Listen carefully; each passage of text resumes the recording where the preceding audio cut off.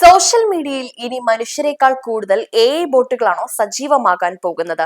അതെ എന്നാണ് ആഗോളതലത്തിൽ പുറത്തുവരുന്ന പുതിയ കണക്കുകൾ സൂചിപ്പിക്കുന്നത്. ഇന്ന് നമ്മൾ സോഷ്യൽ മീഡിയയിൽ കാണുന്ന ലൈക്കുകളും ഷെയറുകളും എന്തിന് ആവേശകരമായ കമന്റുകൾ പോലും പലപ്പോഴും യഥാർത്ഥ മനുഷ്യരുടേതാകണമെന്നില്ല. ആർട്ടിഫിഷ്യൽ ഇന്റലിജൻസ് നിയന്ത്രിക്കുന്ന ബോട്ട് ഫാമുകൾ നിർമ്മിച്ചെടുക്കുന്ന വ്യാജമായ ഒരു ലോകത്താണോ നമ്മൾ ജീവിക്കുന്നതെന്ന സംശയം ഇത് ബലപ്പെടുത്തുകയാണ്. ഇത് സോഷ്യൽ മീഡിയയുടെ വിശ്വസ്തതയെ മാത്രമല്ല, പൊതുജനങ്ങളുടെ തീരുമാനങ്ങളെ സ്വാധീനിക്കുവാനുള്ള അപകടകരമായ ഒരു സാഹചര്യം കൂടി സൃഷ്ടിക്കുന്നുണ്ട്.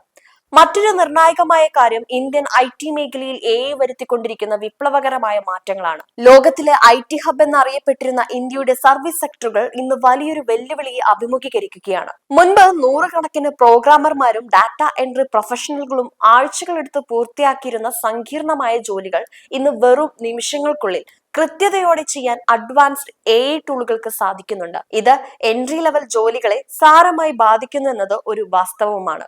ഇന്ത്യൻ IT മേഖല ഈ മാറ്റങ്ങളെ ഉൾക്കൊള്ളാൻ അടിയന്തരമായി തയ്യാറെടുക്കേണ്ടതായിട്ടുണ്ട്.